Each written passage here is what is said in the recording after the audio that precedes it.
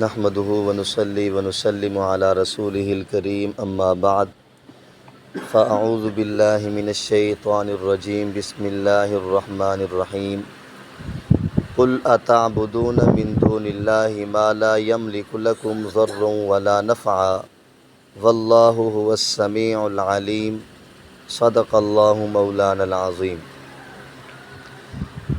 قل اتعبدون من دون الله اللہ رب العزت نے فرمایا کہ محبوب پیغمبر آپ ان کو بتائیے اتعبدون من دون اللہ، کیا تم اللہ کو چھوڑ کر کسی ایسی چیز کی عبادت کرتے ہو ما لا یملک لکم ضرا ولا نفعا، جو نہ تمہارے نقصان کا مالک ہے اور نہ تمہارے نفع کا مالک ہے۔ واللہ هو السمیع العلیم، اور اللہ تعالیٰ ذات ہے جو سننے والی ہے اور جاننے والی ذات ہے۔ دیکھیں اس آیت مبارکہ میں اللہ رب العزت نے ان عیسائیوں کے متعلق ایک اور انداز میں رب تعالیٰ نے سمجھایا کہ دیکھو جس کو تم اللہ کے علاوہ معبود بنا رہے ہو وہ نہ تمہارے نفع کے مالک ہے نہ تمہارے نقصان کے مالک ہے۔ اللہ تعالیٰ تو وہ ذات ہے جو ساری کائنات سے زیادہ طاقتور ذات ہے۔ اللہ تعالیٰ سے بڑھ کر کسی کی طاقت نہیں۔ اللہ تعالیٰ کسی کو نفع پہنچانے میں آئے اور ساری مخلوق مل کے اگر اسی چیز کو نقصان دینے میں آئے تو نقصان نہیں دے سکتی، اور اگر اللہ تعالیٰ کسی کو نقصان پہنچانا چاہتے ہیں، ساری مخلوق مل کے اس کو نفع پہنچانا چاہیں تو ذرا برابر بھی نفع نہیں پہنچا سکتی۔ تو اللہ تعالیٰ فرما رہے قل اتعبدون من دون اللہ، محبوب پیغمبر آپ ان کو بتائیے کیا تم ایسے شخص کی یا ایسی چیز کی عبادت کرتے ہو ما لا یملک لکم ضرا ولا نفع، جو نہ تمہارے نقصان کے مالک ہے نہ تمہارے نفع کے مالک ہیں، کسی چیز کے مالک نہیں، اور اس کے باوجود پھر تم اس کی عبادت کر رہے ہو۔ اب دیکھیں حضرت عیسیٰ علیہ السلام کے متعلق وہ دوسروں اور مخلوق کا نفع اور نقصان کیا کریں گے؟ وہ جب اپنی حفاظت حضرت عیسیٰ علیہ السلام خود نہ کر سکے، جب انہوں نے اپنی حفاظت نہیں کر سکی، یہود ان کو تکالیف دینا چاہتے تھے اور تکالیف بھی دی ہیں، اور انہوں نے اپنے گمان کے مطابق حضرت عیسیٰ علیہ السلام کو صلیب پہ چڑھا دیا۔ یہ بات آپ کے ذہن میں ہے۔ یہ تو آج تک ان عیسائیوں کا یہی عقیدہ ہے کہ حضرت عیسیٰ علیہ السلام صلیب چڑھ گئے ہیں اور وہ ختم ہو گئے ہیں، قتل ہو گئے ہیں۔ یہ تو قرآن نے بتایا نا کہ وما صلبوہ وما قتلوہ وما صلبوہ، یہ تو قرآن نے بتایا، لیکن ان کا عقیدہ ابھی تک یہی ہے کہ حضرت عیسیٰ علیہ السلام کیا ہو گئے؟ قتل بھی ہو گئے، صلیب بھی چڑھ گئے۔ تو اللہ تعالیٰ ان کو جواب دے رہے، وہ جو اپنی تکالیف کو بھی دور نہ کر سکے، اپنی ضرورت کو بھی پورا نہ کر سکے، وہ ان کے پاس اگر طاقت ہوتی، وہ جو ان کے دشمن تھے وہ ان کو کیا کر دیتے؟ اپنی طاقت سے ہٹا دیتے کہ ایک شخص کو یا ایک چیز کو تم خدا مان رہے ہو تو خدا کی تو یہ صفت ہے کہ جو سب سے زیادہ طاقتور ہو، اور اس کو تم خدا بھی کہہ رہے ہو، اور چند افراد مل کے اس کو تکلیف دیں اور تکلیف میں آ کر ان کو قتل بھی کر دیں، یہ تم کس شخص کو خدا بنا رہے ہو؟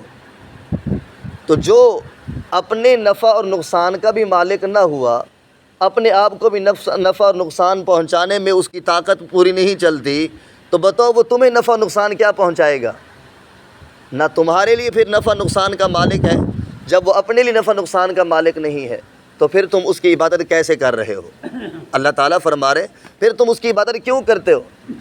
حضرت عیسیٰ علیہ السلام ہو گئے، ان کی والدہ مریم ہو گئیں، ان کو بھی یہ خدا مان رہے ہیں، تو اللہ تعالیٰ فرما رہے ہیں تم ذرا سوچو تو صحیح، تم کس کی عبادت کر رہے ہو جو خود اپنے آپ کو نفع نقصان پہنچانے کے مالک نہیں؟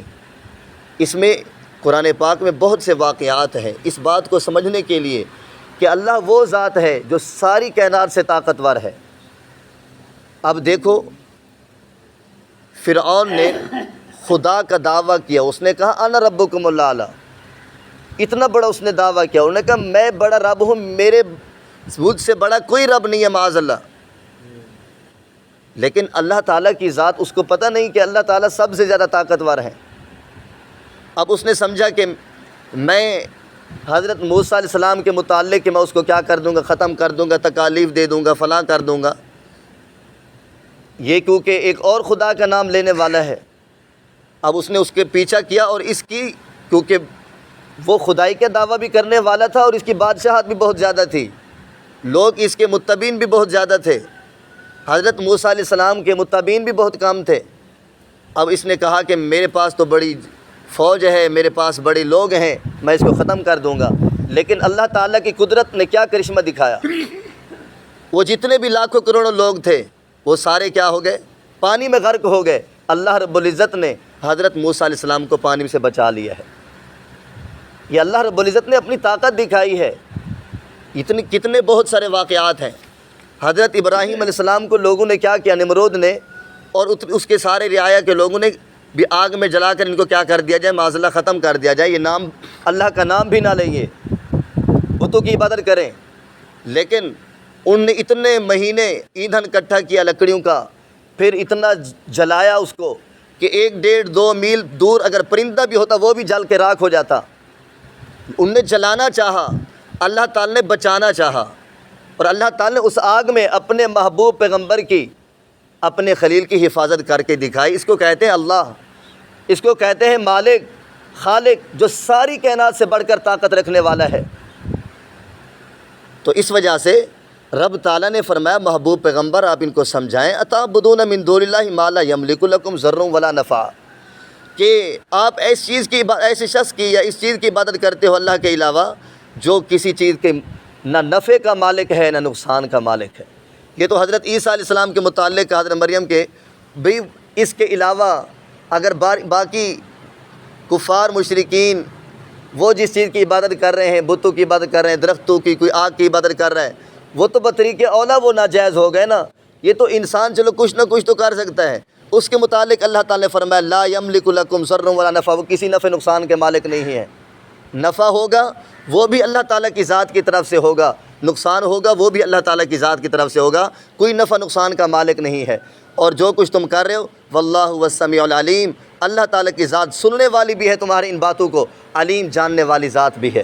اس لیے دیکھو کتنی آسان انداز میں مثال دے کر رب تعالیٰ نے سمجھا دیا کہ وہ نفع نقصان نہیں دے سکتے۔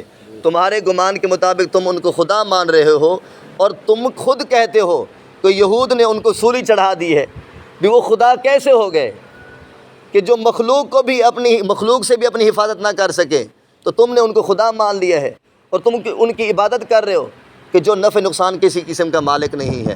تو اللہ وہ ذات ہے جو ساری کائنات سے بڑھ کر طاقت رکھنے والی ہے۔ مخلوق ساری مل کر اگر نفع نقصان پہنچانے پہ آ جائے تو پھر وہ کوئی نفع نقصان نہیں پہنچا سکتی جب تک اللہ تعالیٰ کی ذات نہ چاہے۔ اس لیے دیکھو اللہ رب العزت نے بڑے آسان انداز میں ہمیں سمجھا دیا ہے۔ اللہ تعالیٰ ہمیں سمجھ کی توفیق عطا فرمائے۔ اللہم لک الحمد کما انت اہل، صلی علی سیدنا و مولانا محمد کما انت اہل، وافعل بنا کما انت اہل، انک اہل التقوی والمغفرہ۔ ربنا آتنا فی الدنیا حسنہ وفی الآخرۃ حسنہ وقنا عذاب النار، وصلی اللہ تعالی علی حبیب خیر خلقہ محمد وعلی آلہ واصحابہ وازواجہ وذریاتہ واہل بیتہ اجمعین، آمین برحمتک یا